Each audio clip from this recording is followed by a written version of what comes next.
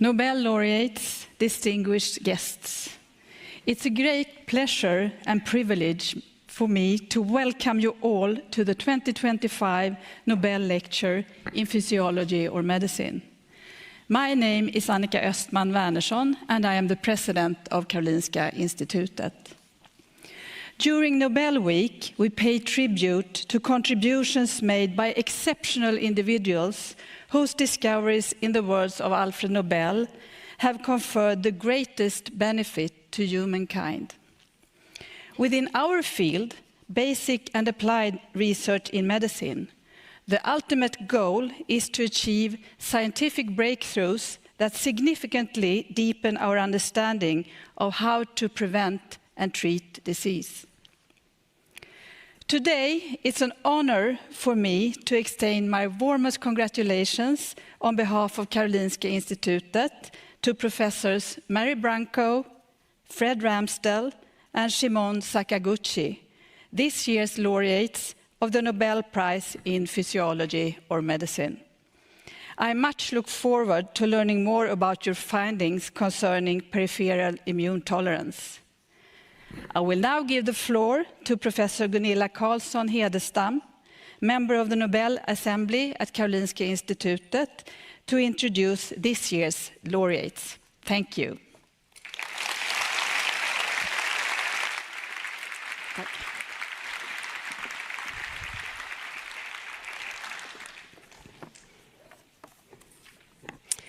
Esteemed Nobel laureates, dear colleagues, friends, and all of you who have joined us here today in Aula Medica.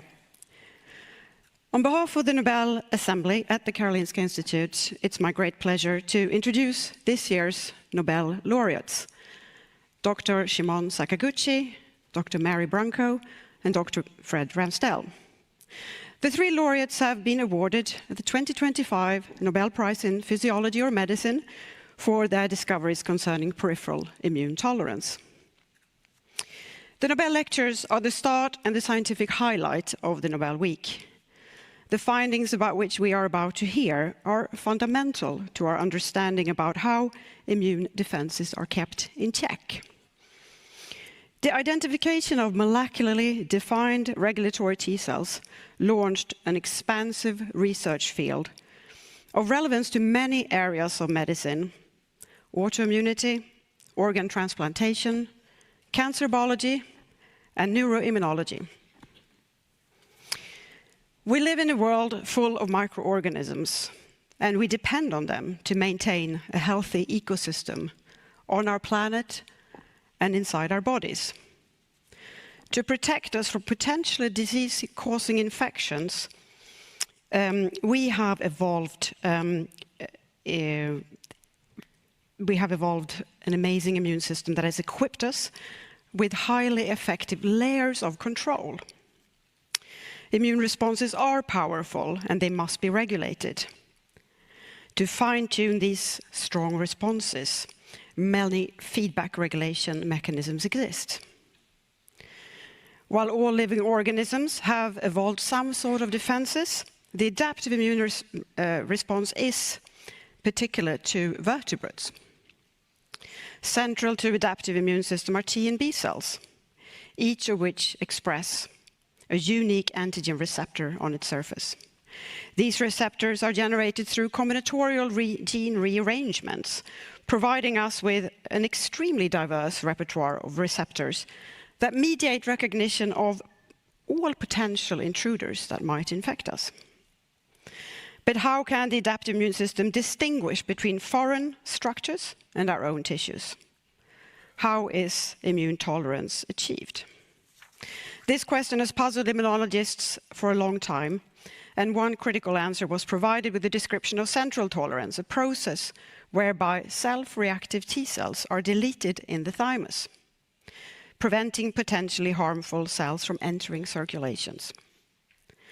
But this did not explain everything, since some self-reactive cells are known to escape thymic selection. Many groups were interested in understanding the mechanisms behind immune regulation. But the experimental toolbox was quite limited during the 1960s and 70s, and although it gradually improved, it was nothing like today's easy access to monoclonal antibodies and single-cell sequencing methods and other tools that greatly help today's researchers in defining cellular subpopulations. The discoveries for which the 2025 Nobel Prize is awarded is a story of two research fields coming together. The first involved findings in cellular immunology, and the second in molecular genetics. When the pieces were put together, the findings resulted in the definition of regulatory T cells, cells that really stand out among other immune cells, since instead of attacking, they dampen immune reactions. The story starts with Dr. Sakaguchi, who, after completing his medical studies at Kyoto University, was determined to follow up on previous observations that removal of the thymus from 3-day-old mice resulted in severe autoimmunity. By performing a series of cell fractionation and transfer experiments, he could show that CD4 T cells that also express the cell surface marker CD25 display regulatory functions. The results were published in a landmark paper in 1995. Much earlier, in the 1940s, at the Oak Ridge National Laboratory in Tennessee, researchers had noticed a spontaneous mutant mouse strain, which they named Scurfin. The male Scurfin mice developed severe autoimmunity, while the female mice did not. This suggested that the mutation was located on the X chromosome. This mouse intrigued the personnel to such an extent that the Scurfin mice were kept going for half a century. This in itself perhaps deserves a prize. They realize that this may be of great scientific value one day.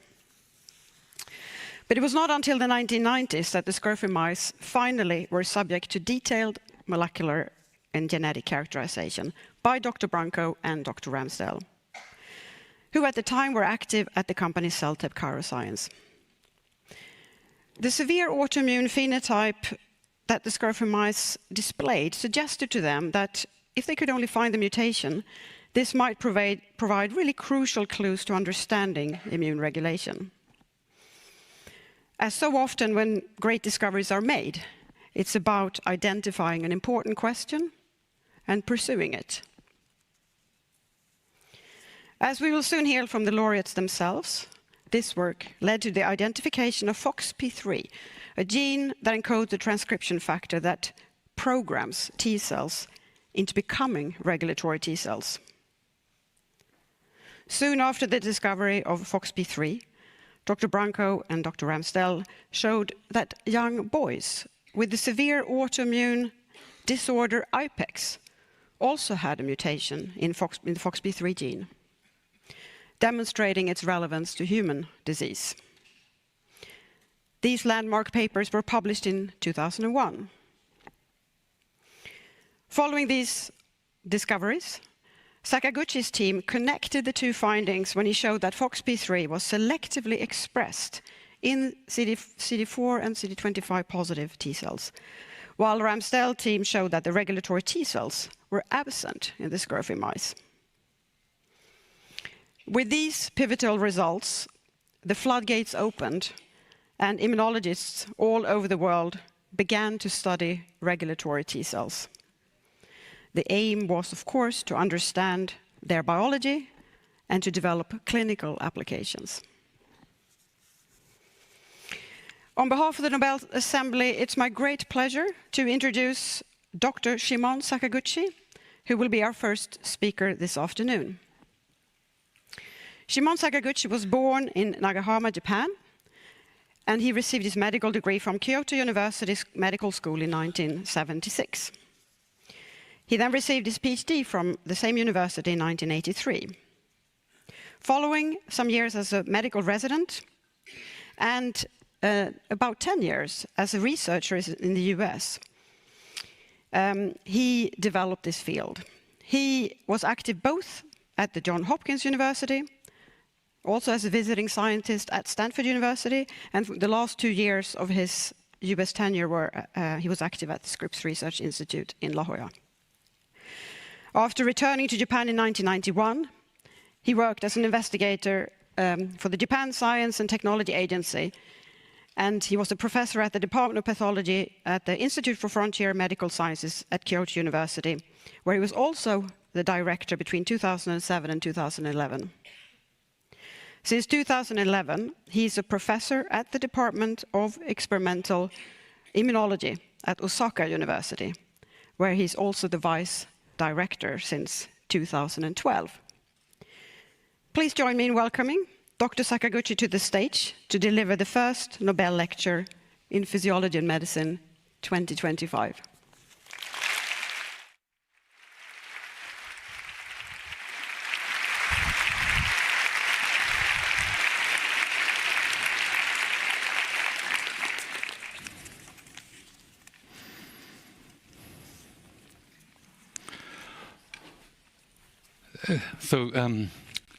Thank you, Professor Hidestam, for a kind introduction. So, Excellencies, ladies and gentlemen, it is my great honor and pleasure to receive this year's Nobel Prize in Physiology or Medicine, together with Mary Brunkow and Fred Ramsdell. I'm grateful to the Nobel Committee and Nobel Assembly at the Karolinska Institute for selecting us for the award. So today, I'd like to talk about the role of regulatory T cells in immune tolerance.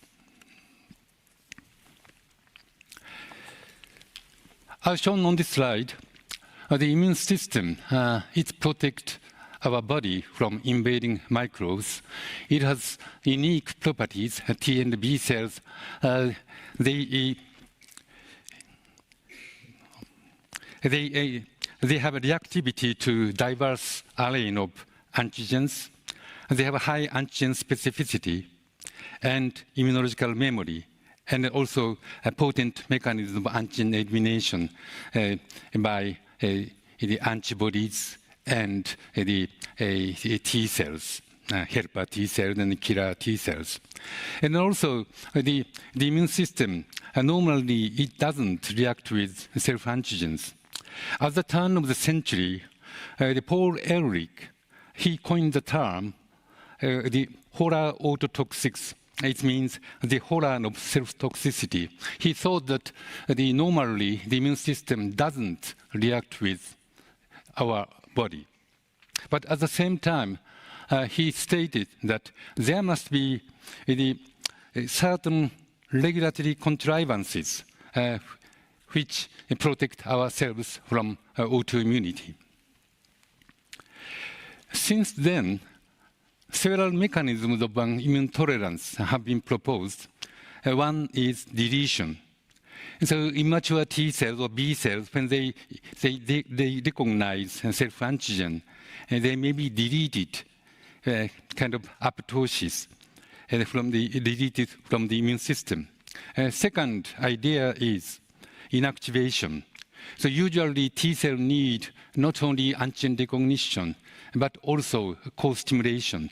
Just on recognizing antigen, then these lymphocytes become inactivated. In immunology terms, anergy. And third mechanism is suppression. Even normal individuals, they may possess a potentially hazardous self-reactive lymphocyte, but their activation and expansion is controlled by another T cell population. Now we call them regulatory T cells. So the key question is, which mechanism, well, if it doesn't work, whether it can cause autoimmune disease or not. So autoimmune diseases, it is estimated that approximately 8% of the population is afflicted with some sort of autoimmune disease. For example, multiple sclerosis in the nervous system, thyroiditis or gastritis, or the adrenal gland, or Langerhans islets in the pancreas. All these, the autoimmunity in these organs, it's a very popular autoimmune disease in humans. And then sometimes ovaries or testes, they are also affected, causing infertility in female and male. And also, there are systemic autoimmune diseases, such as SLE, systemic lupus erythematosus, and rheumatoid arthritis. And then one feature of these autoimmune diseases, that is overlapping. So multiple organs are frequently affected. For example, type 1 diabetes, thyroiditis, and then gastritis. So from that point of view, there is an interesting experimental system developed by two Japanese pathologists, Yasuaki Nishizuka and Teruo Sakakura. They found that if you remove the thymus around day 3 after birth, this neonatal thymectomy can cause various autoimmune diseases. For example, here, strain A, B, C, strain A, when they are removed of the thymus around day 3 after birth, the 30% developed the autoimmune gastritis, and around 30% autoimmune ovulitis, autoimmune disease in the ovaries. But interestingly, day 0 thymectomy, thymectomy during the 24 hours after birth, almost nothing happened. The day 7 thymectomy, also nothing happened. If you change the strain to strain B, and now day 3 thymectomy caused the ovulitis, about 90%, with some other autoimmune diseases. In contrast, strain C, if you remove the thymus around day 3, nothing happened. So this means that the day of thymectomy is critical. And also, if you change the genetic background of the mice, you see other autoimmune diseases with different frequencies or resistance to autoimmunity. So how neonatal thymectomy should cause autoimmune disease? So what we found is that if you inoculate normal T cells from adult mice, especially CD4 T cells, after neonatal thymectomy, then you can prevent disease development. So how? Our hypothesis was the thymus is producing T cells from gestational days on. So day 0, mice were born. So day 3 thymectomy, it means perhaps before thymectomy, perhaps the thymus has already produced the autoimmune T cells. And then around day 3, they start to generate the kind of autoimmune suppressive T cells. Now we call them regulatory T cells. So day 0 thymectomy, no T cells, no autoimmunity. Day 7 thymectomy, already enough number of regulatory T cells in the periphery, so no autoimmunity. Now the question is, how we can separate these two populations, regulatory T cells and autoimmune T cells, from normal adult mice? And then whether if we remove regulatory T cells directly from normal adult mice, can we induce autoimmune disease or not? And so here, normal mice in the spleen, lots of T cells. And then we started to dissect the T cell population in this in splenic T cells by the expression of various cell surface markers. So how to remove this? It's an antibody plus complement, and then the antibody react with this certain molecule, these molecules, and then they kill these cells. And then after that treatment, if you transfer to the T cell deficient mice, and then if if you see the autoimmune disease, then this means that removed population may be suppressive and then inhibiting the autoimmune disease development. So first we are successful with CD5 molecule. And then 5 years later, Fiona Powley and Dan Mason at Oxford University in the UK, they showed that CD40RB is another marker for that population. And the question was then, by removing the smaller number of T cells, and then if we have the broader or more serious autoimmune diseases, that is a specific, more specific marker for this population. So, and then we end up with the CD25. So here, this is a flow cytometry, and each dot means each lymphocyte. So here, CD25 positive and CD4 positive. This population, when it is removed by antibody, anti-CD25 antibody plus complement, and then this population is gone. And then if you transfer to T-cell deficient mice. So now you see various autoimmune diseases. So for T cell to transfer to T-cell deficient mice, nothing happened.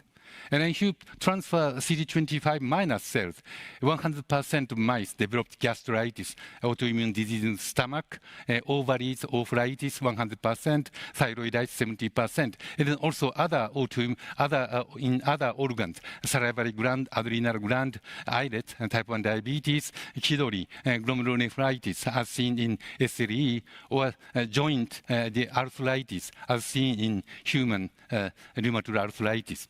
And importantly, if you add back the removed population, CD25 positive cells, now you can suppress disease development. So in vitro, we can demonstrate their suppressive activity. So in the spleen, CD25 positive cells, around 10% of CD4 positive cells. And also in the thymus, 5 to 10% of CD4 positive cells. And then they are not, if you remove them, CD25 positive cells, now you can enhance the proliferation of responder T cells, CD25 minus cells. And more importantly, if you co-culture with CD25 positive Treg here, and then responder T cells, now Treg suppresses the proliferation of this population in a dose-dependent fashion. And so Treg also suppresses CD8 positive cells.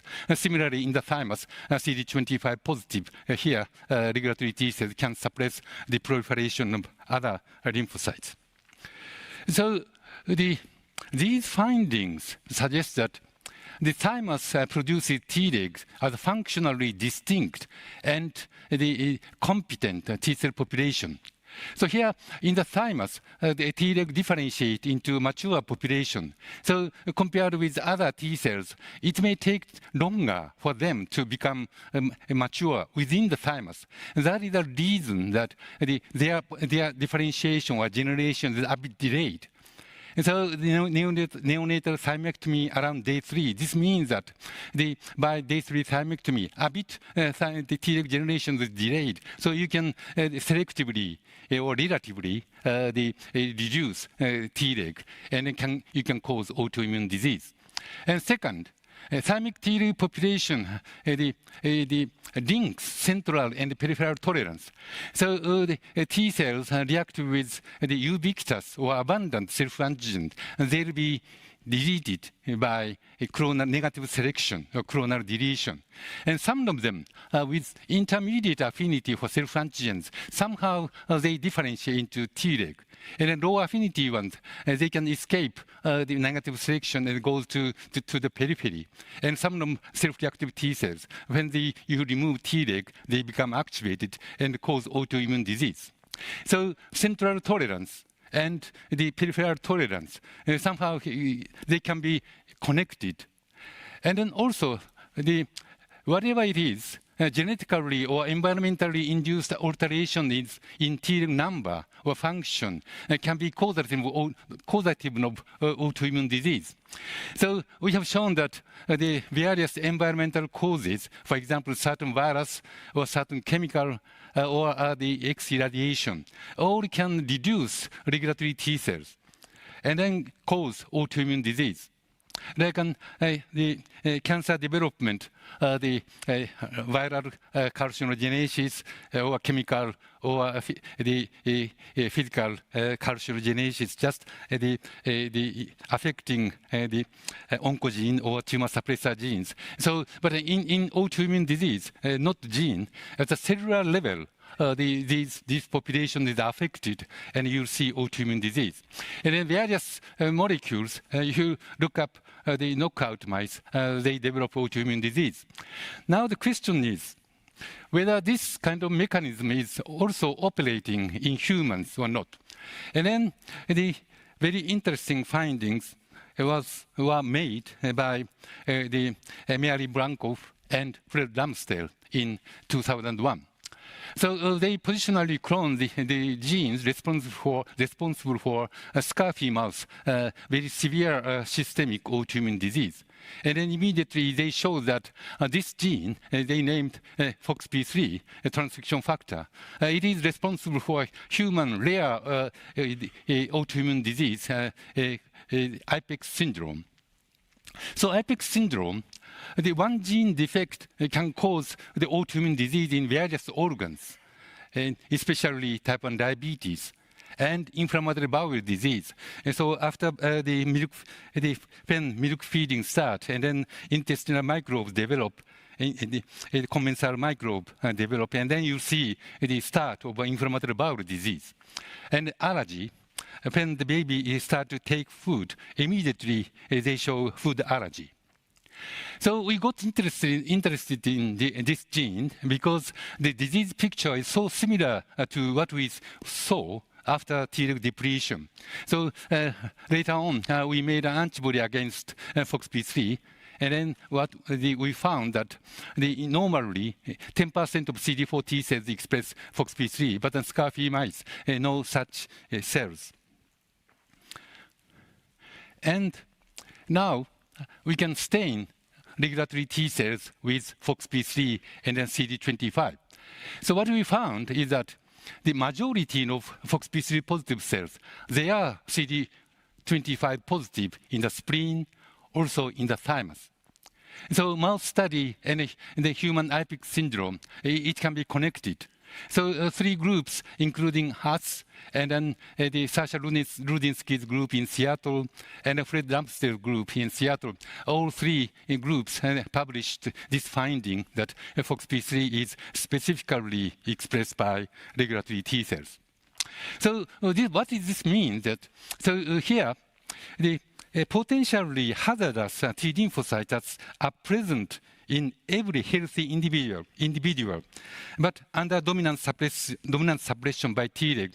So it's amazing that the FOXP3 mutation, the 80 to 90% of kids, the affected patients, they develop type 1 diabetes. This means that whatever HLA they might have, the Treg deletion or Treg defect can cause the type 1 diabetes and other autoimmune diseases.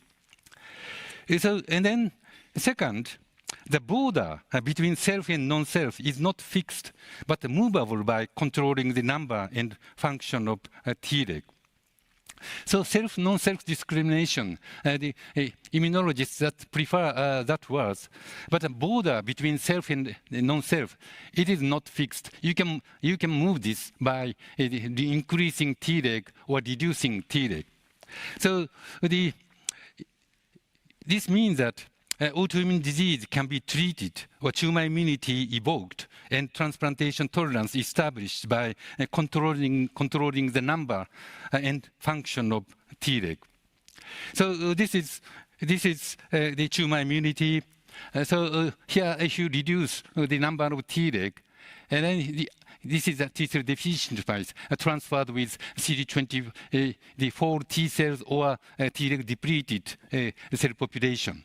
And if you put in the inoculate tumor cells, without Treg depletion, tumor become bigger and bigger, and then all the mice died of tumor progression. But here, without Treg, first tumor become bigger and then rejected. And after rejection, if you immunize with 10 times the number of tumor cells, they are immediately rejected.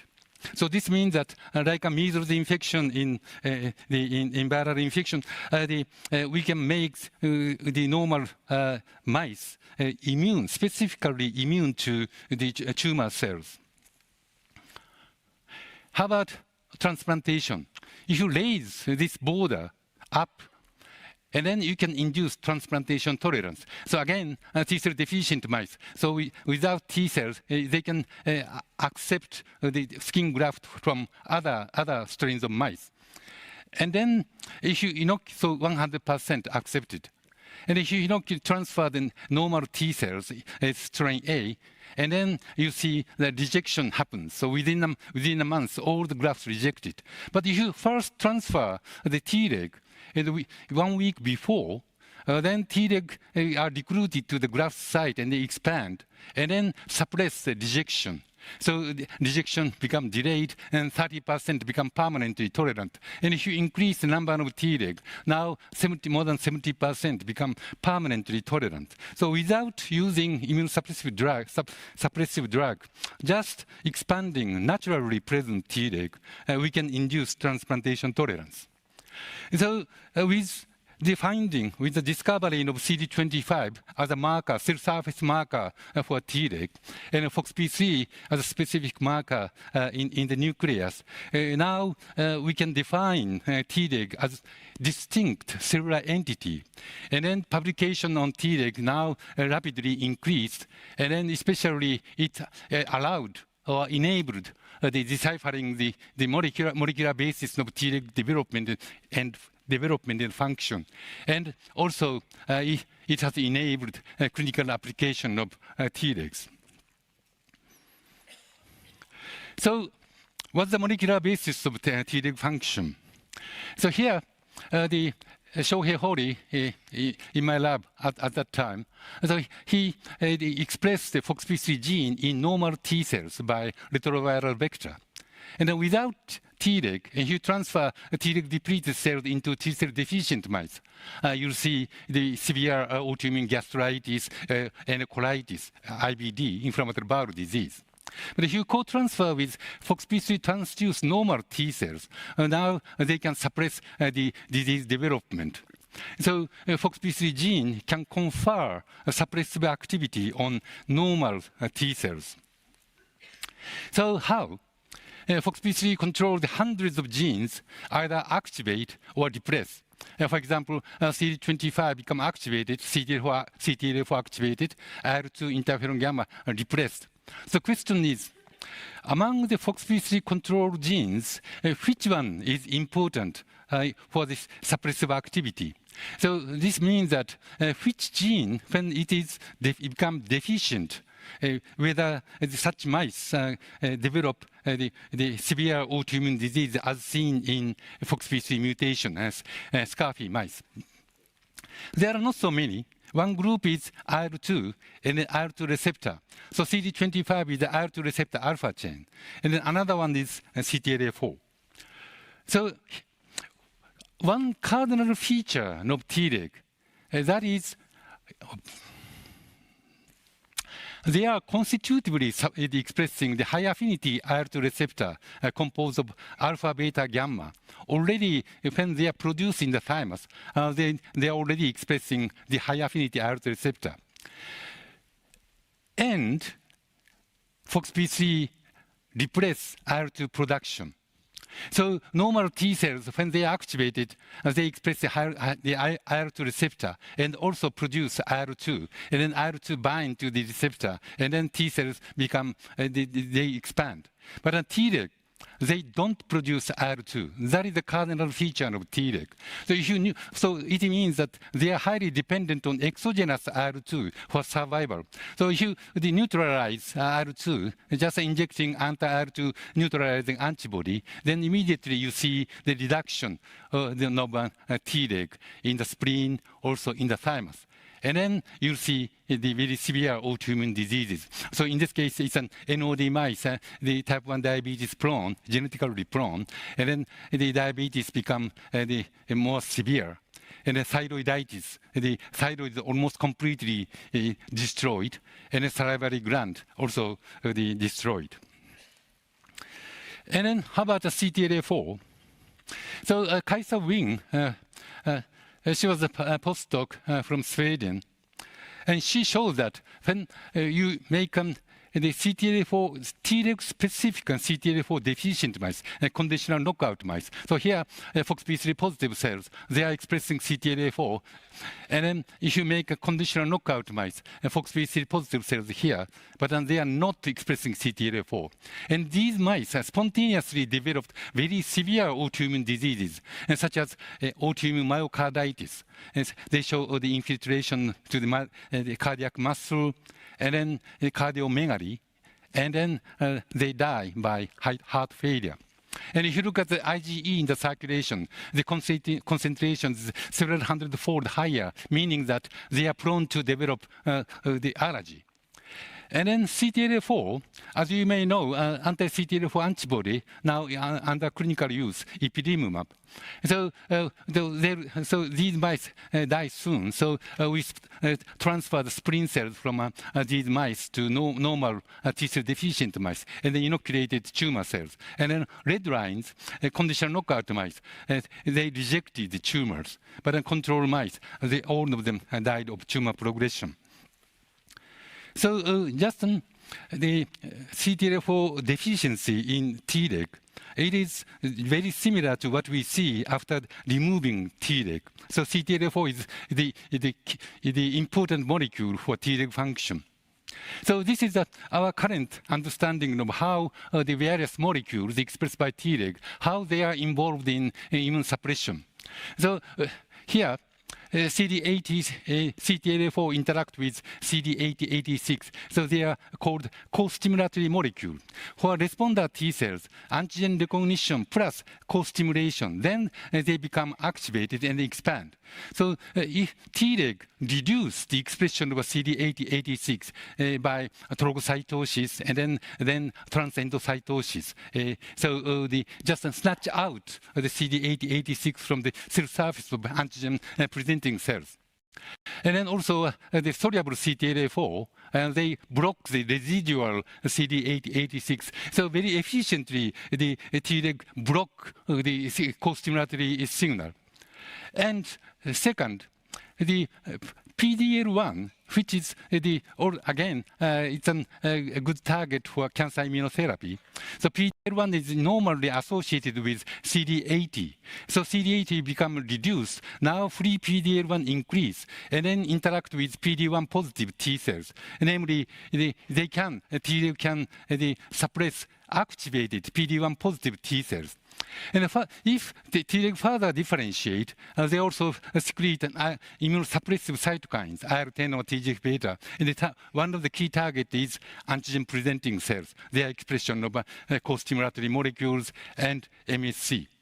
Plus, the high-affinity IL-2 receptor, Treg, they absorb IL-2 from the surroundings and then depriving IL-2 from responder T cells. So with these findings that the various molecules, key molecules are now expressed.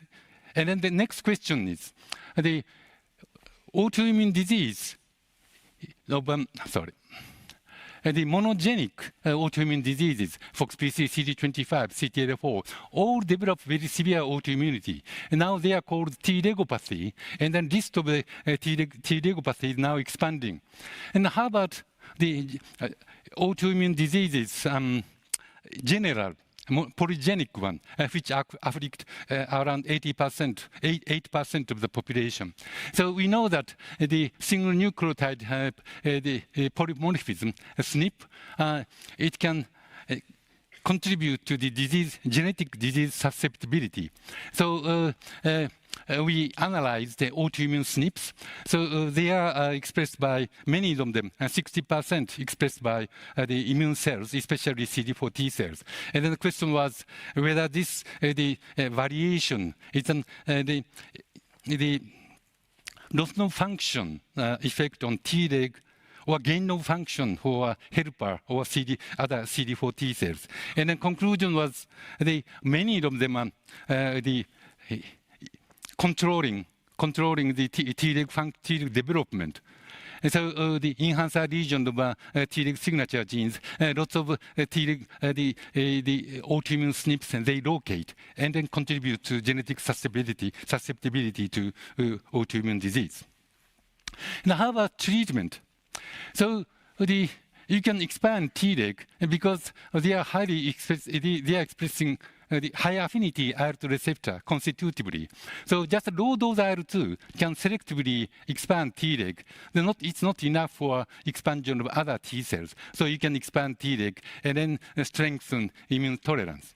And second approach is the Treg can be, they are present in the circulation. So take them out and then expand them and then transfer back to the patient.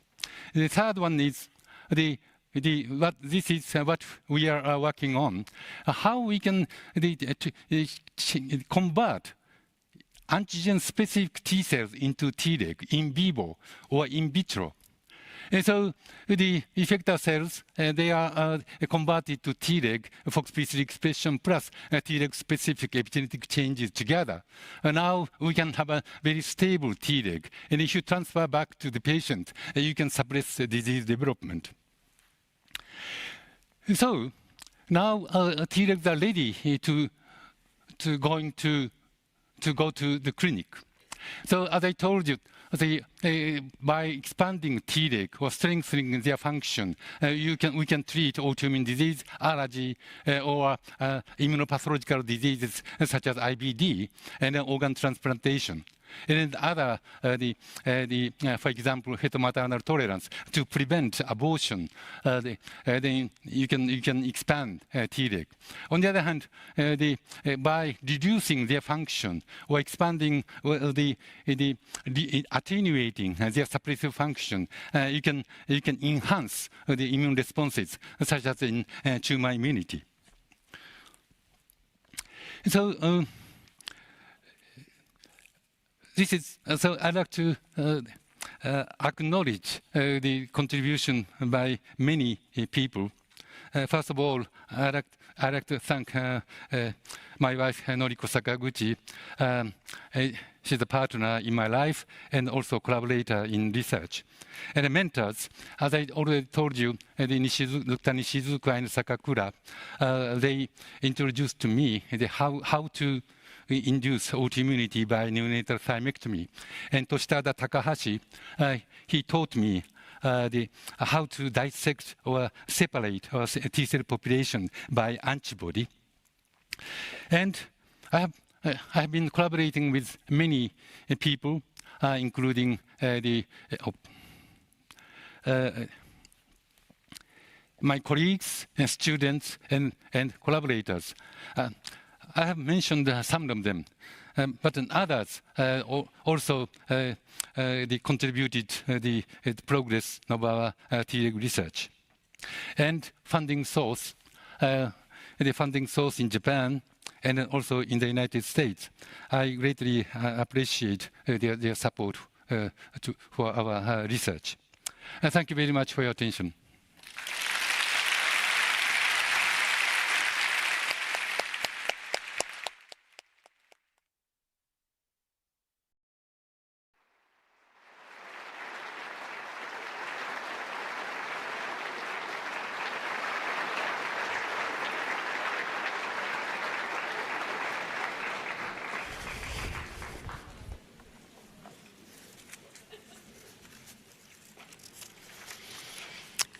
It is now my great pleasure to introduce Dr. Mary Brunkow, our second laureate for this afternoon.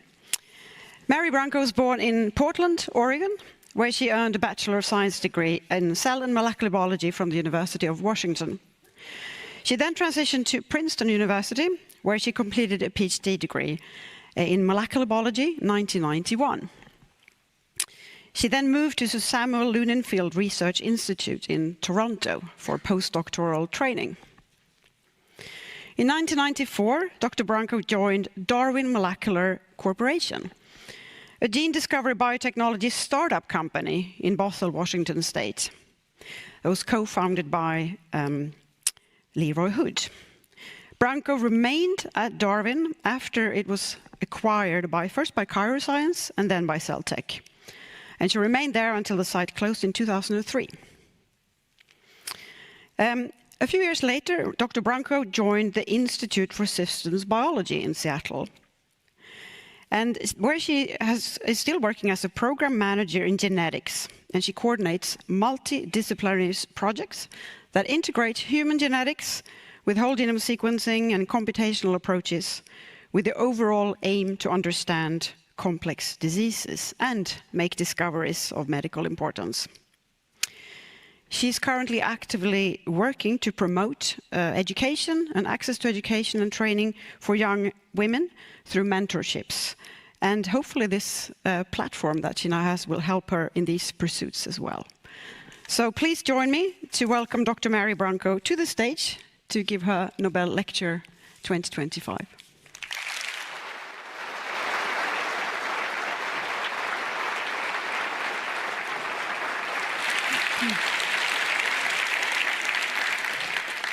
Thanks very much for that introduction, and thank you all for being here. I especially want to thank the Nobel Assembly and Nobel Committee of the Karolinska Institute for this great honor. In the past couple months since the announcement of the Nobel Prize, I've had a lot of time to think back on the work that we did 25 to 30 years ago. And I realized that I wouldn't be standing here today if it weren't for a couple of really important mentors in my life who showed me what a life in research would look like. And the first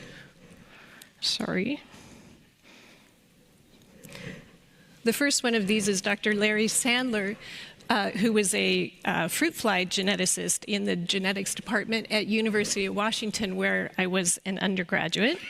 And I was already pretty excited about genetics when I was in school there, but when I attended an upper-level genetics course with Dr. Sandler, I was especially enthralled by the way he wove Drosophila genetics lore into whatever topic he was covering in his lectures.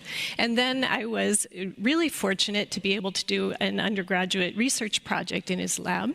I spent about 1.5 years in his lab, where I saw what being in a research environment was like. And research was not really anything that I had on my radar as being a potential career track.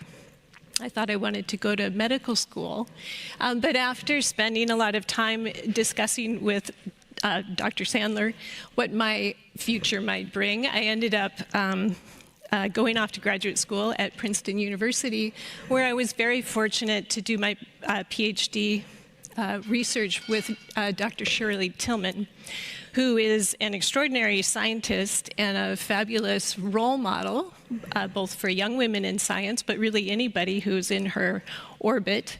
And working in Shirley's lab really taught me how to think critically, but also keep an open mind in science and in life.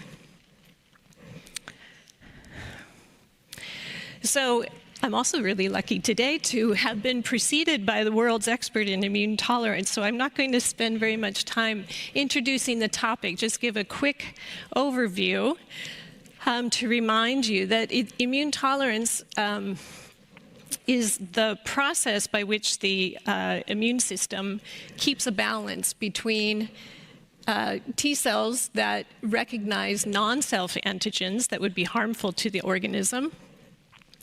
These antigens could be presented by pathogens or environmental pollutants, and they are recognized and neutralized by the system. But the immune system also has to be able to tolerate self-antigens and not destroy the resident tissues in the organism. When this system becomes unbalanced, you see things like an autoimmune disease and the resulting tissue destruction, et cetera, as the T cells attack self tissues. When we entered this area of research, it wasn't necessarily to become, to contribute to understanding of immune tolerance, but we were more generally interested in identifying targets that would help us develop drugs to treat things like autoimmune disease or cancer or transplant rejection. And the vision that we were starting with was using genetics as a way of getting new insight into this particular biological area of research. And the story starts with this mutant mouse that we were interested in. And it begins in the Oak Ridge National Laboratory, which was established in Tennessee in 1943 as part of the Manhattan Project during World War II. So while most of the efforts in the laboratory were focused on developing the atomic bomb, there was also quite a bit of interest in understanding how radiation affects people and other mammals. And so a mammalian genetics section was established. And William and Leanne Russell, who were really top-notch mouse geneticists from the Jackson Laboratory, were recruited to Oak Ridge to head up this unit, where they were tasked with studying the hereditary effects of radiation and radiation-induced mutation rates. So the Russells did some really important experiments that did, in fact, contribute to our knowledge about the effects of radiation. But kind of a bonus for them as mouse geneticists is that they ended up with this huge collection of really interesting mutant mice, which over the years has been a tremendous resource for the scientific community in identifying new genes that are important in a number of different biological areas. So in 1949, they observed this mouse mutant that they called Scurfy, mostly just because of the way it appeared. And interestingly, this is a spontaneous mutation that actually didn't arise in any cohort of mice that were exposed to radiation. And they maintained this strain for about 40 years before anyone really was able to study it in any depth. They just knew that it was something important because it has this really striking lymphoproliferative disorder. It's also the first X-linked mutation reported in mice. So just when you look at these mice, so on the left is a Scurfy mouse, so a male mouse with a single X chromosome that's carrying the Scurfy mutation. They show this kind of general wasting phenotype and a scaly skin that looks a lot like psoriasis or eczema. When you look internally, there's huge enlargement of the spleen, liver, lymph nodes, and this is due to infiltration by lymphocytes. The little Scurfy mouse is sitting next to his sister, who is a carrier for the Scurfy mutation, but there's really no phenotype in females. So in the 1980s, Virginia Godfrey and Irby Wilkinson came to Oak Ridge, and they performed kind of the first studies of the phenotype in Scurfy mice. And they were able to show that this phenotype is mediated by CD4 positive T cells. They showed a marked cytokine elevation and concluded that this autoimmune syndrome is a result of a defect in the downregulation of T cell activation. So it seems to be really an incredible model for autoimmune disease. Now, fast forward to the 1990s, and what was happening at that time was kind of an explosion in new approaches and technologies and computational methods that were going to allow us to characterize the whole genome. So looking at all genes, gene structure, chromosome structure. The Human Genome Project was launched in 1990. And in 1993, this small biotech startup company, Darwin Molecular, was launched just outside Seattle, Washington. And the vision behind Darwin was to use genes as a way of discovering novel drug targets. And the initial areas of interest were in autoimmune disease, cancer, and AIDS. And interestingly, so I'm showing, let's see, these are the founders of the company. And David Gallus, immediately prior to coming to Darwin, moving to Seattle, he had been the director of biological and environmental science at the Department of Energy, which was the major funder for Oak Ridge National Lab. So he was very familiar with the mammalian genetics unit and well acquainted with the Russells, the geneticists, and he had a real appreciation for the power of mouse genetics in helping us really dive into particular biological areas. So David facilitated collaboration with the Oak Ridge group, and we decided to work first on figuring out what the molecular basis of the Scurfin mutation is. And being a startup company, there was definitely that feeling of, everybody wears multiple hats. Here's a picture of David pushing a broom through a lab. He was also the president and chief science officer of the company.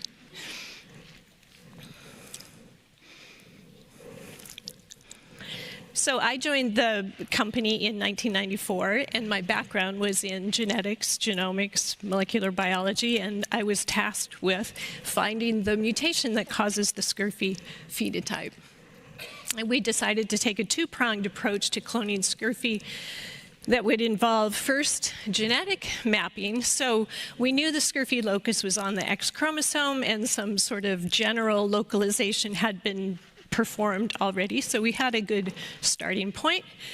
But I decided that we would just continue to let the mouse do the work for us and start trying to narrow that interval further by scoring for recombination events that would help to narrow the Scurfin locus. So we brought the Scurfin mice to Darwin in Seattle, but first we had to find a home for them, and so that was an underutilized janitor's closet with a sink and a self-contained mouse caging system. And I was able to set up a big backcross experiment in that janitor's closet in order to score recombination events. And this, oops, sorry. Oh.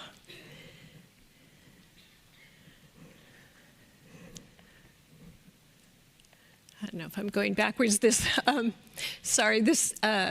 is just a copy of a piece of paper that I had up on my bulletin board for years, it seemed like, where I was tracking recombination events and also trying to compare our X chromosome mapping to other maps that were being published at the time. It was a very confusing time where there wasn't, you have to understand that there was not really genomic sequence available at the time, and so but everybody was really trying to put together maps showing orders of markers, etc. So we combined the genetic mapping with physical mapping. So we wanted to ultimately really understand at the DNA level, at the nucleotide level, what was happening in the region that contained the Scurfin locus. And as I said, as sort of an outcome of the Human Genome Project, there were a number of really, cutting-edge technologies that were available, and some of these are listed here. And I think it's worth pointing out that our situation was perhaps unique. Being in a biotech company, we had the funding that allowed us to incorporate a lot of these different resources, as well as the mouse genetic breeding experiment as well, which is all very expensive. It would be difficult for an academic lab to do all of this simultaneously.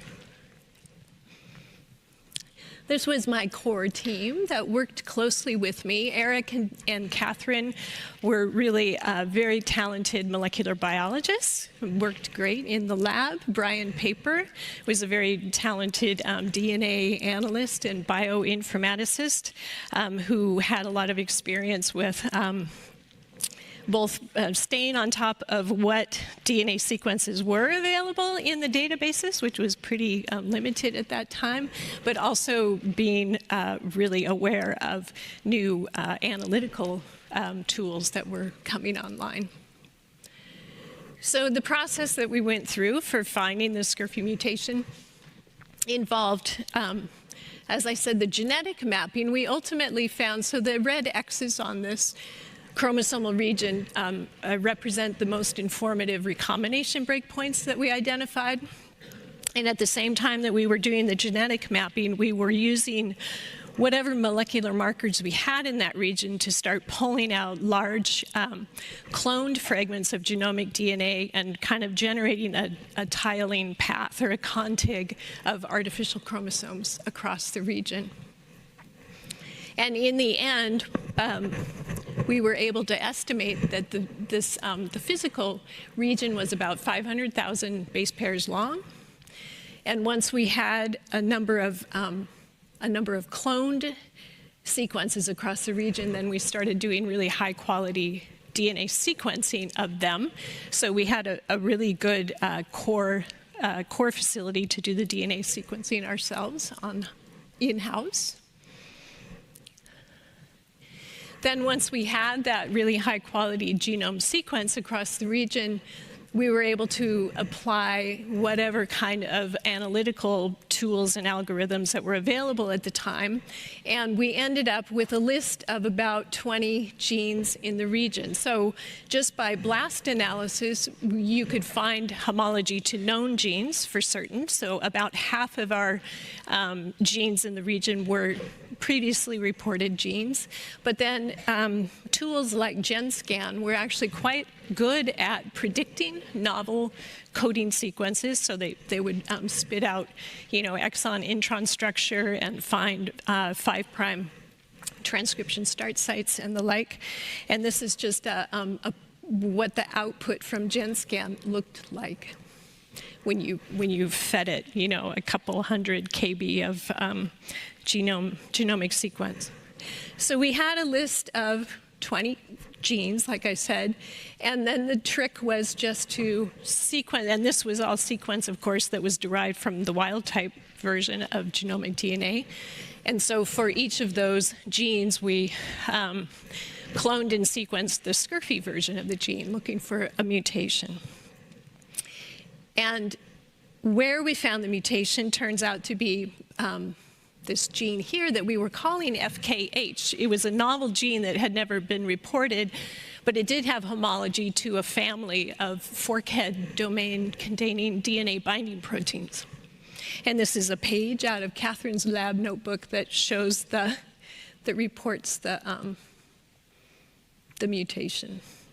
I'm not going backwards very well. But anyway, so this slide here is kind of our overall summary then of the region, which shows the gene content. Again, these X's represent the most informative recombination breakpoints.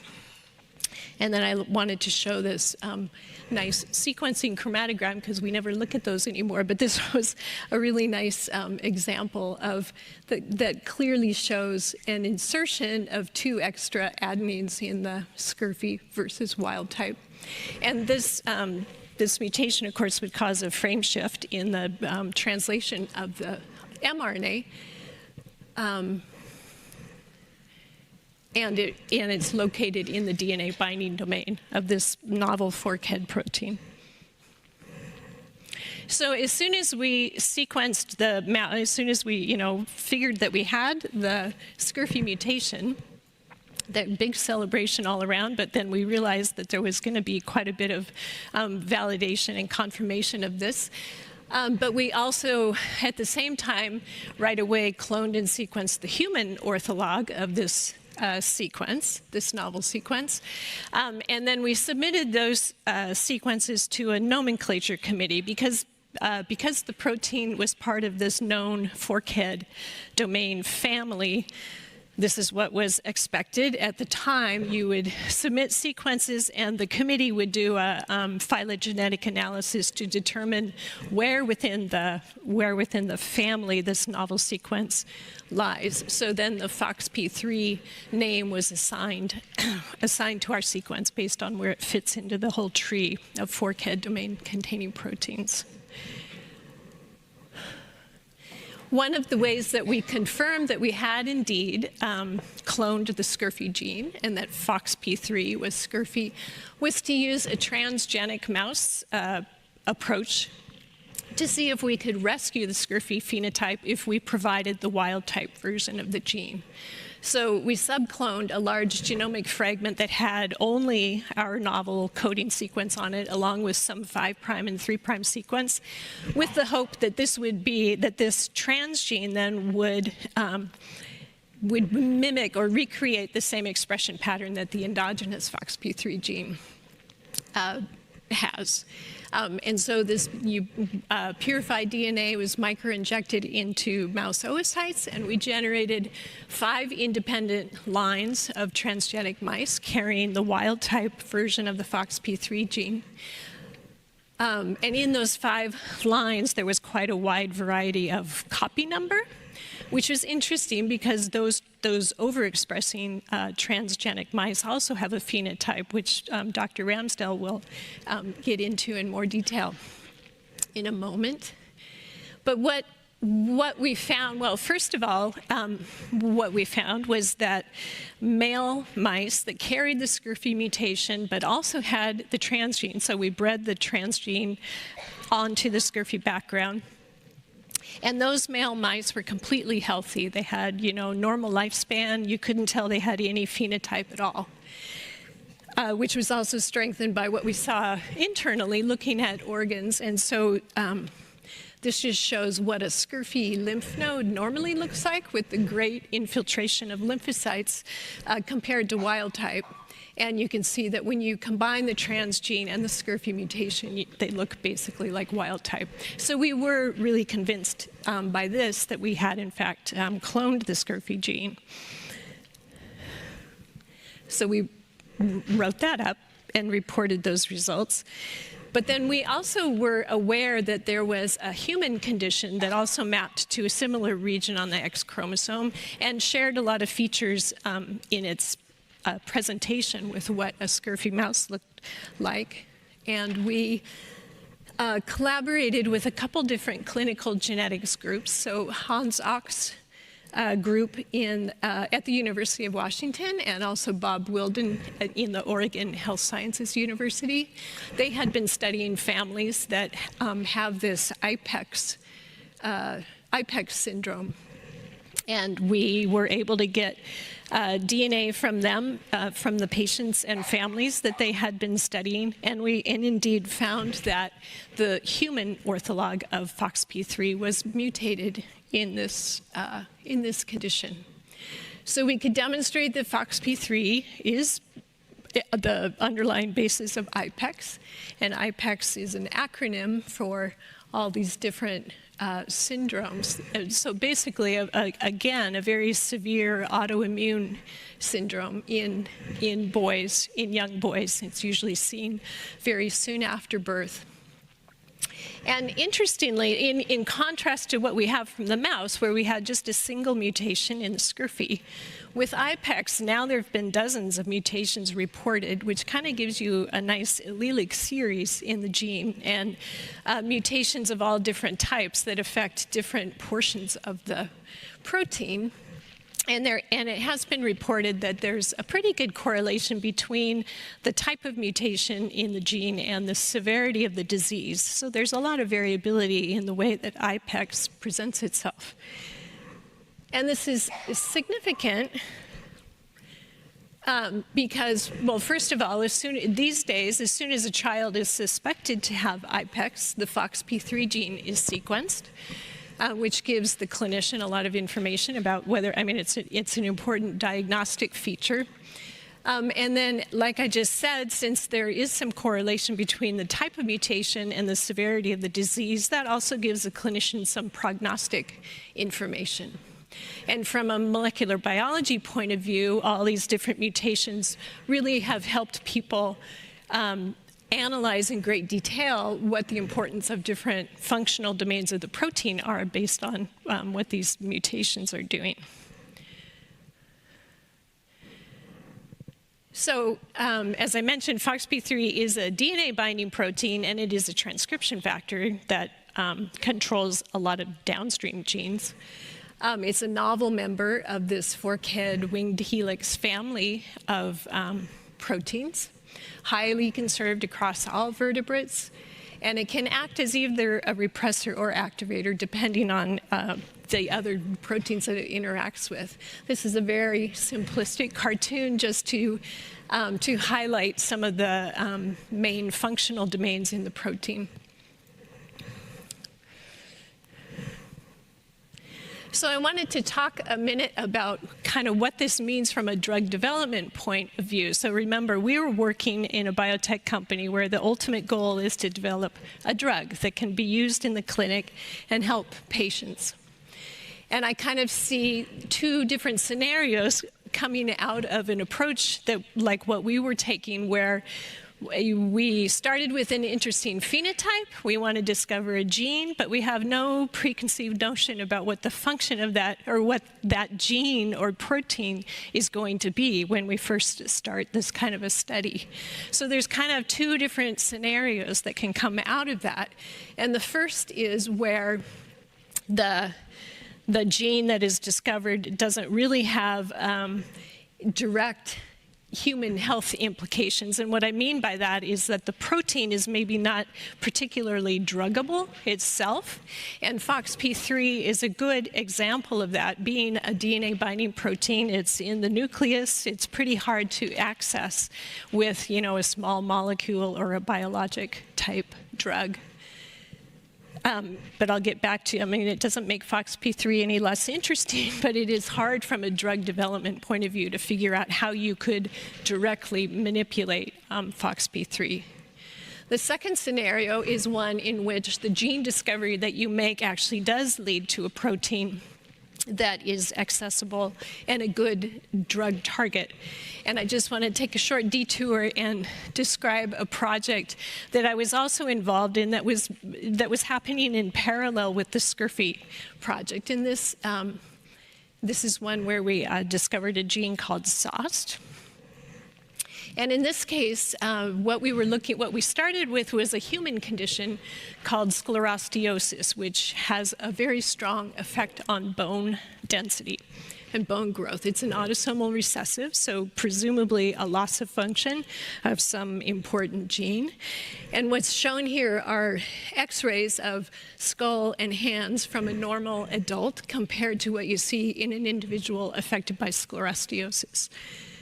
And you see this, really tremendously increased bone density. It's characterized by excess deposition of bone throughout life. It's very strong, as in contrast to some other conditions that affect bone density. The quality of the bone is actually very high, and all different bone types are affected. And there's very little other pathology that's not bone-related in this condition. And carriers, interestingly, so if you're heterozygous for sclerostiosis, there's really no apparent visible phenotype, but they do have an intermediate bone density, which implies kind of a dose dependent, which is very nice from a drug development point of view also. So we went through a similar positional cloning exercise as what I just described for Scurfin, but in human families affected by sclerostiosis. And we, at Darwin, at the time, we were kind of working under this, this idea of a surrogate drug approach. And what I mean by that is that we were specifically looking for phenotypes in mouse or human which under certain conditions would be a clinically relevant phenotype that you might want to actually use to treat a disease. So what I mean by that in this case is that in sclerostiosis, this loss of function mutation is causing a big increase in bone density, which would be exactly what you would want to do in an adult that's affected by low bone density. So like in the case of osteoporosis or chemotherapy-related bone loss, if you could kickstart bone development in an adult, perhaps you could, really increase their quality of life. And so at the end of our positional cloning effort, we identified a gene called SOST. And this was very exciting on a number of levels. First of all, it was a novel gene. which was great for the company from an intellectual property point of view. It's secreted, which does in fact make it really accessible to small molecule or biologic type drug that could actually interact with this gene product and modulate its effect. And it's working in a biological system that was already fairly well understood. So it's an antagonist of BMPs, or bone morphogenic proteins. So it was an area that where there was already a lot of knowledge.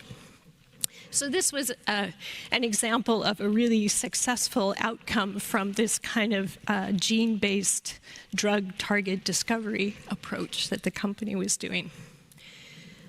But back to FOXP3. Oh, and the most important point, of course, is that there is, in fact, a blocking antibody now that's on the market. There is actually a drug that's being used to treat osteoporosis, and this was co-developed by Celtec and Amgen.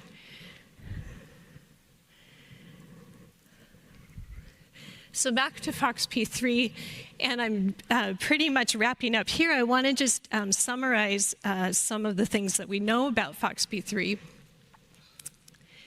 and to get back to the point of that FOXP3 itself as a protein is a hard one to approach from a drug development point of view, but it being a transcription factor, in fact, opens the whole world of downstream targets and other genes that that regulate FOXP3 itself. And in fact, once this work was published, there's many genes or many labs around the world who have in fact made great progress in understanding the whole kind of gene regulatory network that FOXP3 works in. FOXP3, and this is kind of an extension to what Dr. Sakaguchi was talking about. We were able to show that, so we were aware of these suppressor or regulatory T cells that Dr. Sakaguchi had reported on, the CD4 positive, CD25 positive cells, and we were able to show that FOXP3 is really very specifically expressed in that very small subset of CD4 T cells that are also expressing CD25. And these really define the regulatory T cells that we've heard about today. So FOXP3 was a really important marker and kind of gave researchers a hook into this whole new field of regulatory T cells. We now know also that FOXP3 actually programs or directs the differentiation of CD4 positive T cells into the Treg pathway. And there are now a lot of interesting advances that are related to harnessing the power of the Treg cells, sort of separate from the FOXP3 protein itself, but the Treg cells that are defined by FOXP3. We've made a lot of progress in autoimmune disease, organ transplantation, and cancer. And again, you'll hear more about this from Dr. Ramsdell, which is exciting. Definitely a big team effort. So the folks at Darwin Celtec are listed over on the left with kind of our key team members in bold, but really there were so many people within the company who contributed at various levels to this study. Our collaborators at the Oak Ridge National Labs, and then the clinical geneticists at University of Washington and Oregon Health Sciences, we owe a lot to.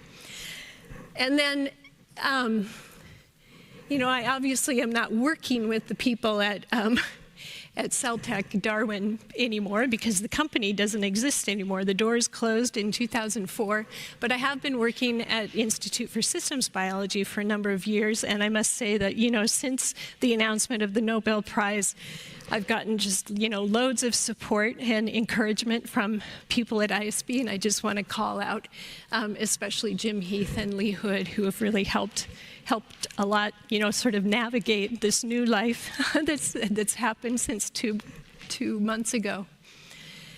And just as a quick, indicator of how close-knit the team was at Darwin Cell Tech. A couple weeks after the Nobel Prize announcement, this big email went out to every former employee that we could contact, and we had a reunion, pretty, short notice at a bar in Seattle, and you can see there was great enthusiasm and quite a good turnout of people showing up to celebrate this great news. So with that, thank you.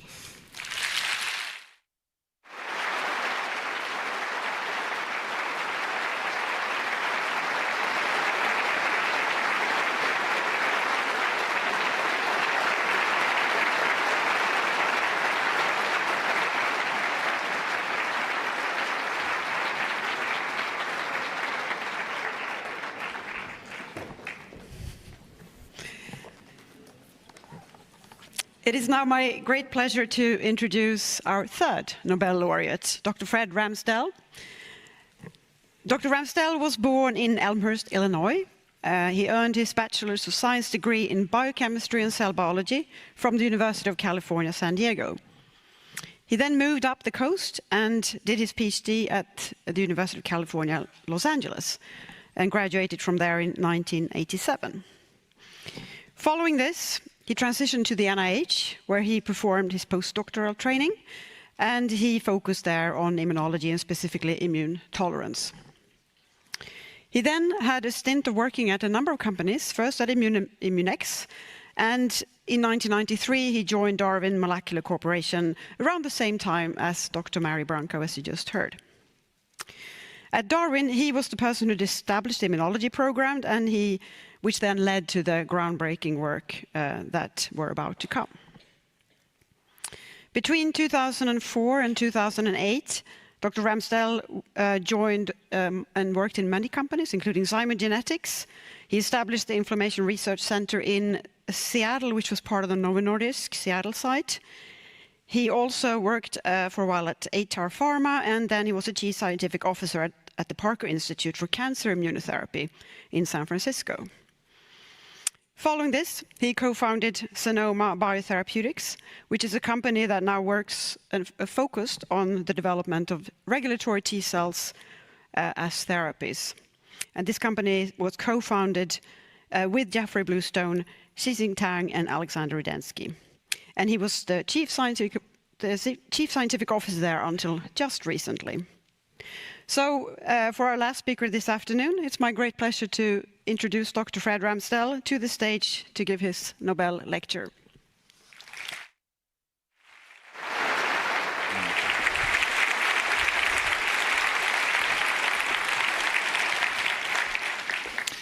Thank you very much for the kind introduction, and I want to thank the Nobel Foundation and particularly the Karolinska Institute, the staff and faculty here who have been absolutely fantastic. And I think all three of us as laureates consider this to be an amazing award, and it's a very humbling experience. But I think we're learning to enjoy it finally. I'll throw some disclosures up. That's pretty quick. I'm going to divert and not talk about this for a minute because this really has been a very amazing week, and it's only 2 days old. But nonetheless, we were at the Nobel Museum for the last couple of days, and you may or may not know that they asked designers to design a dress for each one of the disciplines every year. And this is the dress for physiology and medicine this year. And the dress is called U, Y-O-U. And it's designed by two young women from Beckman's design group, Odessa Galloway and Lovisa Schmidt, who I did not get to meet, but I would love to one day, because when I looked at this from the back, I immediately saw this interesting pattern, which only a T-cell dork like myself would really notice, which is that if you look at the part of the dress here that kind of comes up and it's got a long train, and this is the Y part of the U. Okay, there's a little bit of this is a mannequin, so there's a little bit of midriff there, and then there's this circle and this other shape above that circle. And so I looked at that and said, this looks exactly like a T-cell receptor binding to an MHC molecule that has a peptide in its groove. And the very lovely woman at the Nobel Museum said, "That's exactly right." And I thought, how in the world do you know that? That's incredible. And more importantly, how do these two people know that? That's incredible. I still don't know the answer to that, but I'd love to find out. But if you looked at the diagrams on the back, that was clearly exactly what they were trying to do. So I was incredibly impressed. So even the dress designers in Stockholm apparently know an awful lot about immunology. All right, so we'll come back to why I'm actually here. It's not to talk about dresses, which is the scurfy mouse and how that's led. And I'm going to tell a little bit of a story and bring us kind of full circle into where we are literally, at the moment in terms of how we're trying to advance these programs. So this is a timeline that was put together by my friend and former boss, Jeff Bluestone, Megan Levings, and Victoria Fung at UBC. And whoa, I gotta go back again. Sorry, Mary. Okay, Mary, got it. All right, so we're gonna, dang it. I knew I was gonna do this. All right, so we're gonna go back to the early 40s and 50s and 60s. And in 1960, there was an award to McFarland Burnett and, oh my God, how am I blanking? Whoever else is listed up there. For the concept of peripheral tolerance. That happens to be the year I was born. So 65 years ago, the Nobel Committee awarded this Nobel Prize for the concept of peripheral tolerance and the ability of people to control responses to their own tissues. So we're going to eventually fast forward 65 years to today, where another Nobel Award it recognizes the same thing, which is pretty amazing. It's either amazingly quick or amazingly slow, depending on how impatient you are. I consider it slow because I'm pretty impatient. But I'll just tell you why we were working on this again and remind you of this. And this is data from Lisa Clark, who was in the lab at the time. And when we got the scurfy mice from Oak Ridge National Labs, and Mary has talked about this, as has Shimon previously, this is just some of the data that we generated. These mice, in many, many different ways, were hyperactive. If you took the lymphocytes out of these animals, the T cells out of these animals, they responded incredibly quickly. Normal cells need two signals. So this is shown over here. Normal cells need two signals to give you a good response. This is looking at those cells' ability to divide. This is to make cytokines. It's basically the same answer. Scurfy cells don't need that second signal. They divide like crazy, and they don't seem to care, which was fascinating to us. So when we generated the transgenic mice, and Mary has told you all about the cloning of this gene and the fact that it was the last gene in the list of possibilities, I'll come back to that, was a little distressing to us at the time, or at least certain to me. But when we cloned the gene, we also made these transgenic mice that Mary talked about. So this is another example of again, stimulating these lymphocytes out of these animals, and this is more stimulation, less stimulation, more response, no response. Normal animals look like this. The mutant animals, again, hyperactive, but these transgenic animals were hypoactive in every assay we looked at. And as she said, we had 5 different lines of mice. The more of the Scurfin protein that was present, the less responsive these cells were. So it was the yin and the yang of responsiveness, and it was I called it a rheostat for functionality at this particular point in time. And we didn't know what that meant, but we thought that was a really good hook into how we might use these cells. And we also were aware of the really pioneering work from Shimon and his colleagues published here, but we always cite this one paper, but there's more than one paper. There's a ton of work looking at this small population of cells in the mouse that had CD25 and CD4, and Shimon's described these quite well. Roly Kotry in the lab did this experiment very early on and showed that if you isolated just these cells, those are the only cells in the hematopoietic system within the T cell lineage or any other lineage that express the FOXP3 gene. So that, to me, was a revelation. so that obviously provided a molecular marker for what these cells were, but it also meant that this gene, at least it meant to me, this gene drove these cells and was really responsible for that particular lineage. It was also responsible for their functionality. So this is another way of showing some data that Shimon's already shown in principle, which is when you put normal T cells into a system, you can stimulate them and they'll give you a response. If you add regulatory T cells, so these Shimon Treg cells, it will inhibit that. If you add non-regulatory T cells, you get an increased response. We knew that. That was perfectly predictable. When we looked at the transgenic cells, however, again, the regulatory cells from these transgenic mice were very good at inhibiting, but now these cells which don't normally have suppressive function now do. So again, FOXP3 expression in any T cell can drive at least some aspects of a regulatory program and a suppressive program, which was amazing to us. So we also knew that these cells are derived from the thymus, and we asked, well, what happens if we only express this gene within the thymus? And so when the cells then leave the thymus and go out to the periphery, what will happen in that case? So we did that experiment, and it turns out expression in the thymus gives you thymic Tregs, but it does not prevent disease when you cross these animals, that gene onto Scurfin mice. So this, and forgive the nomenclature, but this is the transgenic mouse you've seen before. So if it has the transgene, the normal FOXP3 gene, you don't get any disease. But if it has that same gene, same FOXP3 gene that's only expressed in the thymus, these animals still come down with disease. It's the same way Scurfin does. So expression in the thymus and programming and driving the initial differentiation of these cells is not sufficient. You need to have this gene on in the periphery of these animals. This is shown in a very elegant, though complicated experiment by a good friend and colleague, Sasha Radinsky, much later, but he was able to turn on and turn off the FOXP3 gene genetically within these mice. And what he could do was allow the animals to develop without FOXP3, which means they developed the Scurfin-like phenotype. But if he turned FOXP3 on in Tregs at 4 weeks of age, those animals then reverted essentially to a normal phenotype. You can see here they're not totally normal at this particular point in time, but inflammation goes down dramatically and those mice will continue to live.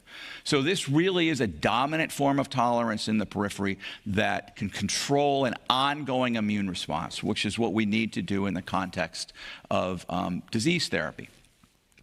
So we were pretty confident at this point that FOXP3 was the master regulator for T cell development. We certainly had that data. Shimon had that data, and quite quickly many other people in the world reproduced basically the same essential findings, which was great. It's a necessary gene, and the absence results in a hyperactive immune response, which ultimately results in lethality, whether it's in a mouse or a person, without dramatic intervention. So that was great, and we thought this is a really, really good concept for how we can control the immune system. But, as Mary pointed out, this is a terrible target for therapeutic development.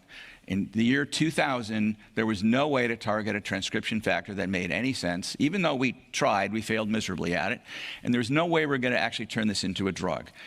We certainly thought about lots of ways we could either enhance regulatory T cell number or function, and some of these are shown here.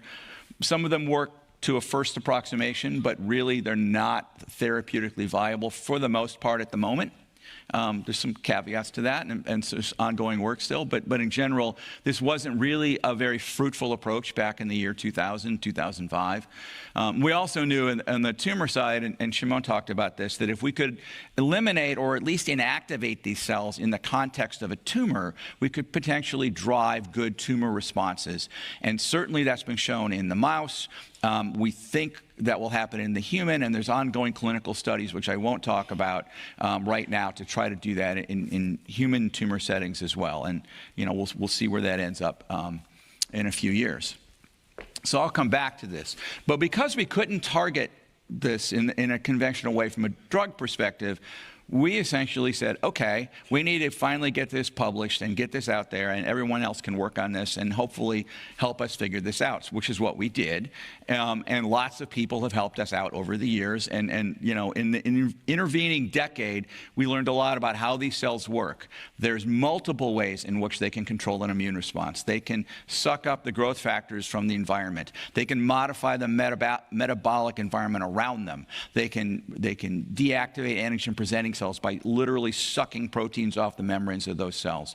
There's a number of other ways that these cells can control immune responses, and that is almost certainly context dependent on the disease and the tissue, et cetera. We've also learned that these cells are resident through every tissue in our body.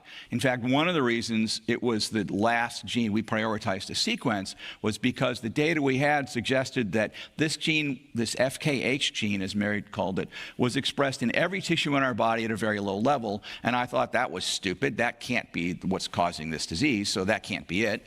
Of course, completely wrong. These cells are resident in every tissue in our body, and they're really important for maintaining normal homeostasis of our tissues. So these cells not only suppress immune responses, which they're very effective at, and they home very well to inflamed sites, but they also have tissue repair capacity. They will help regenerate tissue. They will help repair damage from an inflammatory response, et cetera. So they're somewhat like having both the police at the site of an accident or at the site of an event, stopping whatever bad is going on, as well as having the medics there who are stopping the bleeding and keeping people alive. So they do a little bit of both functions. And so we've learned a lot about these cells over the years. We've actually learned how to identify them and actually get a good handle on them in the human.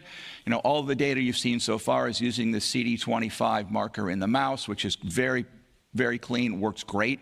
Doesn't work at all in the human because we're more complicated than mice, surprisingly.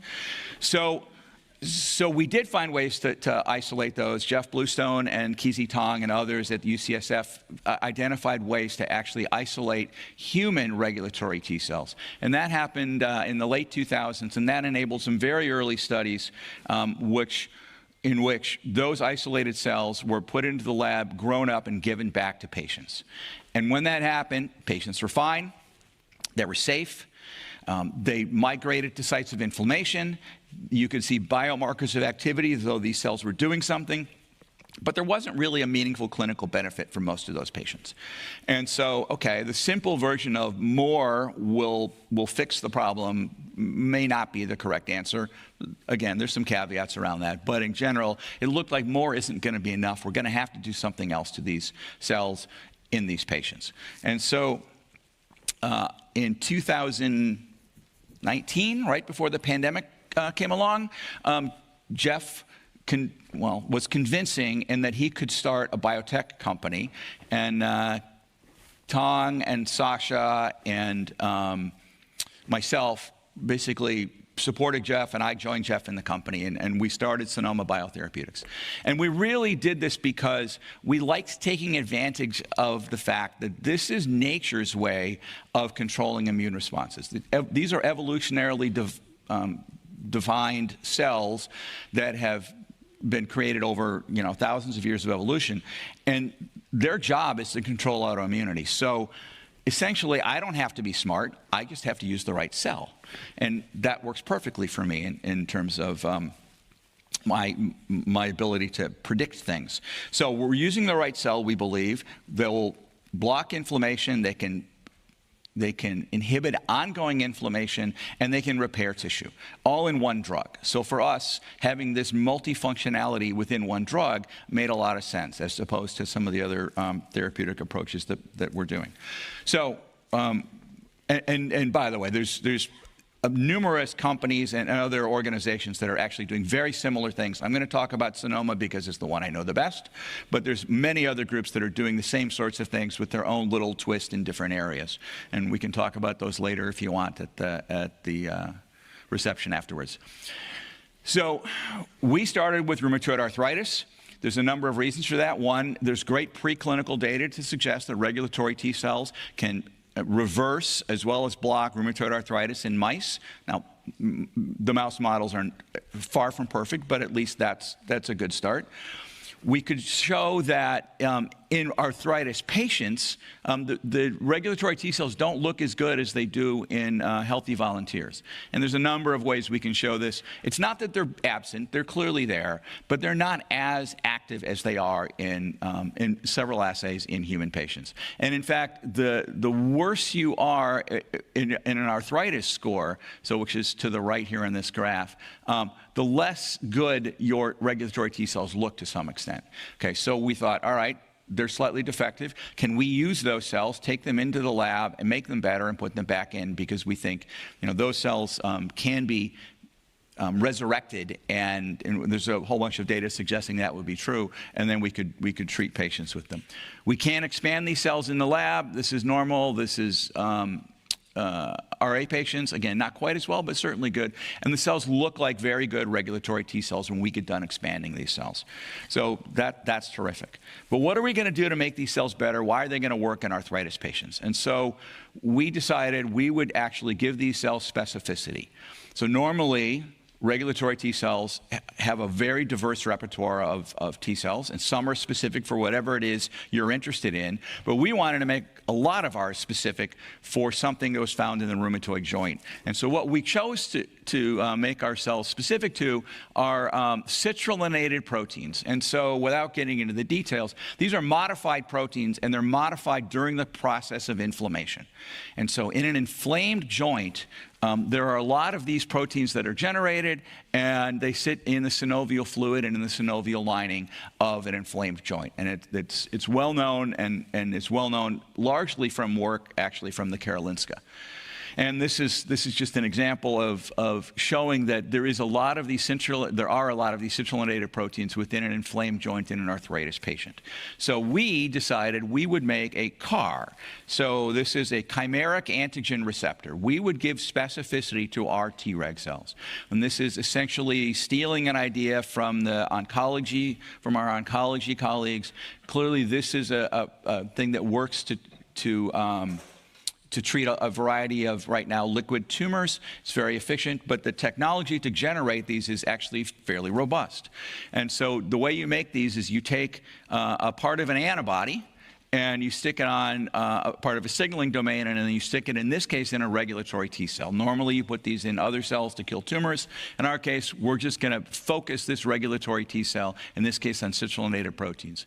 And we did this as a collaboration with Lars Klarsgood and Vivian Mellstrom here at the Karolinska, because really, they're the experts in this. And they have hundreds of these antibodies that were derived from patients. And we selected one that saw a variety of these different proteins with good affinity, good activity, good specificity, et cetera. So the binding part, the business end of our CAR, essentially comes from the Karolinska Institute.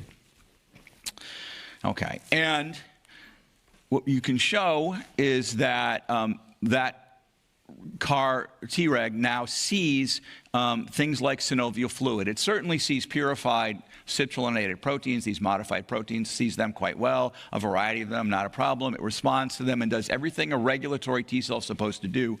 But it also sees synovial fluid coming out of RA patients, which was really important to us. We wanted to know that these modified proteins that are found in disease, in the tissue, was going to be able to stimulate our drug product, and in fact, it does.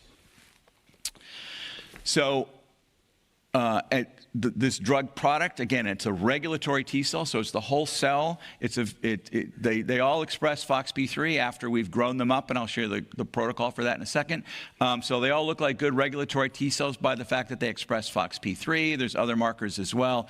This is a little gene expression analysis. I'm not going to walk through this, but the first two columns, in fact, are our drug product. The two middle columns are, in fact, a non-CAR-bearing version of the same thing. And all these red ones on the right are effector T cells. So this is the opposite side of the equation. And so you can see that our regulatory T cells are completely different from these activated, potentially pathogenic cells. So that's not what we're making when we make our product. We did design a manufacturing process for this. And so what we do is we take blood out of a patient.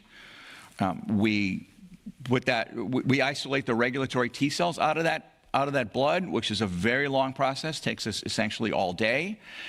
We put those cells into culture, and we transduce them with a virus that puts the CAR into those cells, and we grow them up for 14 days. And we get billions of cells at the end of those 14 days. They're frozen, quality control checks are done on them, and then they're reinfused back into the patients.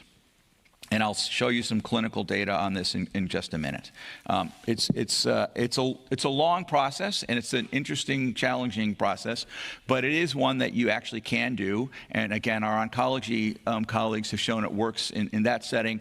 It's not really fundamentally that different here, and so we're working on the backs of the oncologists.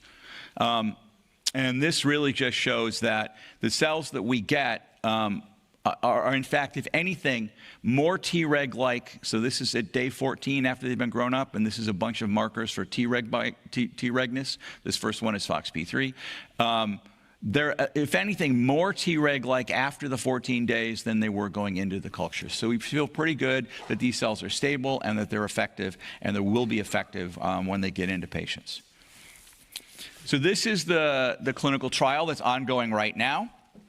It's a phase 1 trial, so it's a safety trial, and I can say that so far every patient who's been dosed is fine. There are no significant adverse events yet. Now, we've done 2 dose levels, so we've done low and middle, and it's only 3 patients each, so it's 6 patients total. So I certainly don't want to overstate the significance of this, but I'll show you the data in a second, and I think this is how we're trying to prove that these regulatory T cells will, in fact, modify disease in a patient population.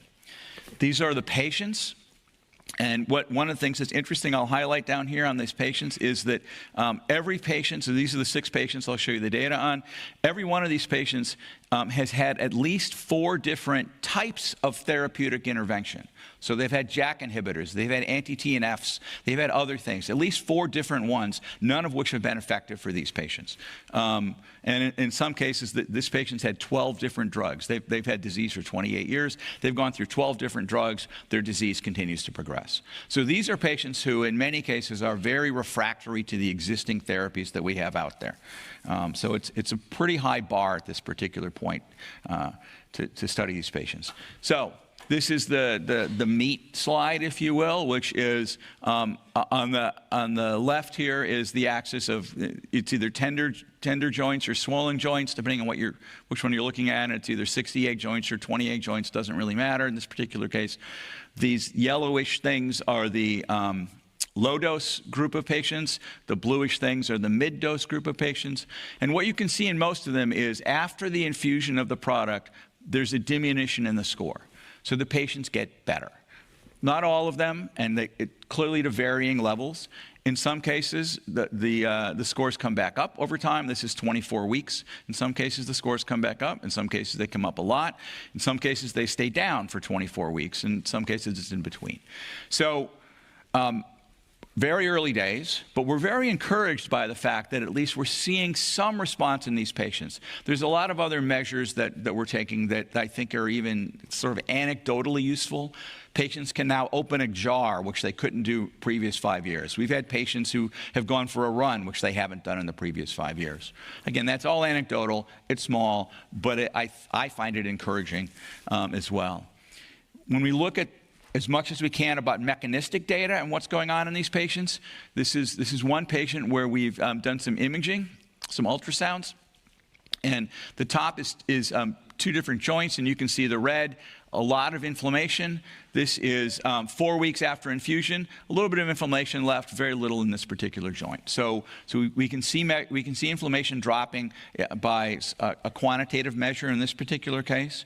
In some, but not all patients, we're getting biopsies.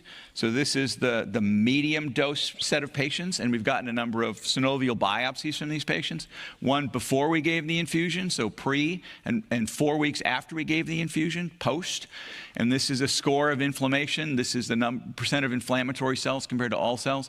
And you can see that there's a reduction. In this particular case, a very dramatic reduction in the inflammatory score. 9 is the highest possible value on this particular scale.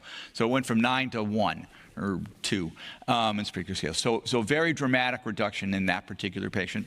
more modest than some of the other patients. But at least we're seeing a reduction in the inflammatory scores, which again, we find encouraging, certainly not proof yet, but enough to keep us moving forward in this kind of trial. We can also, in again, a small number of patients where we have the biopsies, you can't see this, I'm sure, but what these red arrows point to are our cells, so we can specifically look for the cells that express that CAR in this joint. We can find those cells. When we look at the characteristics of those cells, they look like good, regular Treg cells. They have high levels of FOXP3, they're CD4 cells, et cetera. So again, our cells have migrated into the joint, they're there, and they still look like good regulatory T cells. And so we're relatively hopeful that as we go to higher doses, we'll see even more effects. And so that's, again, ongoing, and we'll have a lot more data in a year, but I just thought it would be useful to show how we actually really have now come full circle. Back in the 40s and 50s, when this peripheral tolerance was proposed and a Nobel Prize was awarded in 1960, you can follow this through, 65 years later, there's another Nobel Prize for being able to understand how this process now happens, and relatively quickly, at some level, we're now actually into clinical trials. And again, it's not just Sonoma. There's a number of groups trying to do this with their own little twists on this. And so I think in the next few years, we're going to have a very good idea of how well this works, where it works, when it works, and what we might need to do to make this even more efficient. And again, for me, this is very exciting because we're using this natural cell that has all the properties it needs, in theory, to control disease.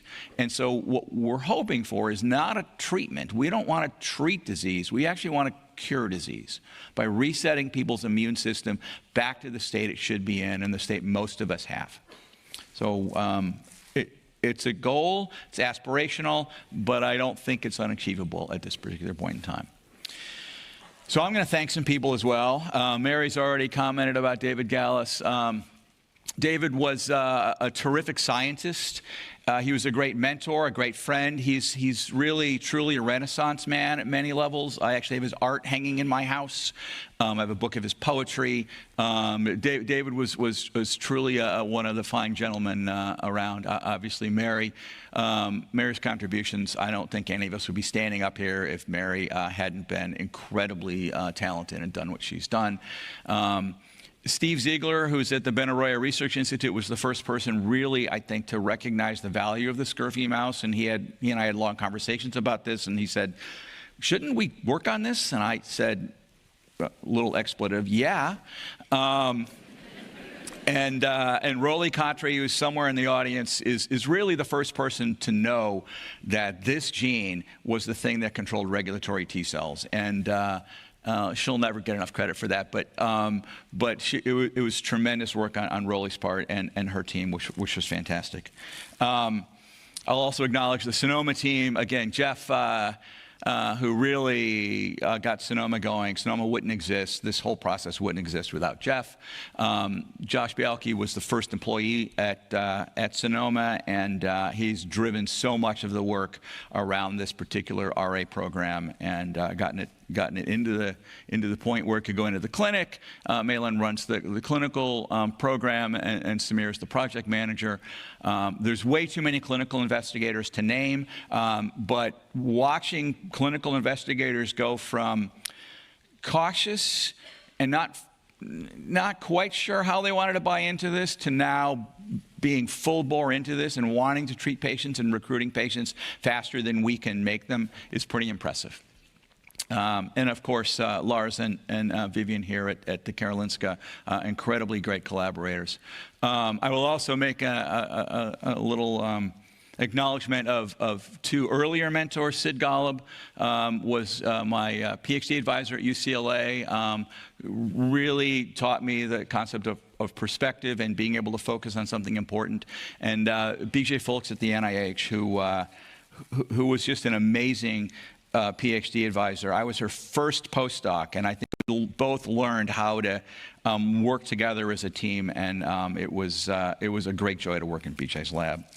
I will also thank the mice. No mice, none of this story. I and many others will correctly point out that mice are not a great model for human disease, but they really are a pretty good model for the fundamental tenets of how the immune system works. And we've learned enormous from them over the years, and I just want to thank them for that. I shouldn't say this with the mouse picture up, but I also want to thank my partner in crime, or partner in misdemeanors, I'm not quite sure what that is, which is my wife, Laura. She's put up with my inquisitiveness and my contrarian nature for 40 years, mostly with good cheer. And I wouldn't be here if she wasn't metaphorically standing next to me. And Thomas is my last slide. I mean, I'm over. But I was here in 2002. And I've mentioned a bunch of times when I was wrong, which is not an uncommon trait for a scientist. If scientists are always right, they're either kidding themselves or they're lying. So I'm wrong a lot. And I was here in 2002, and this is more my normal state. I've got sandals on. Usually I'd have short pants, but it must have been a cold day. But we were wandering around the old town, and we came across this travel trailer, which looks a lot like the travel trailer I was in when I didn't get the phone call from the Nobel Committee. But this one is from the Nobel Museum, and I stood in front of it and said, look, this is as close as I'm ever going to get. Apparently, I was wrong. Thank you all.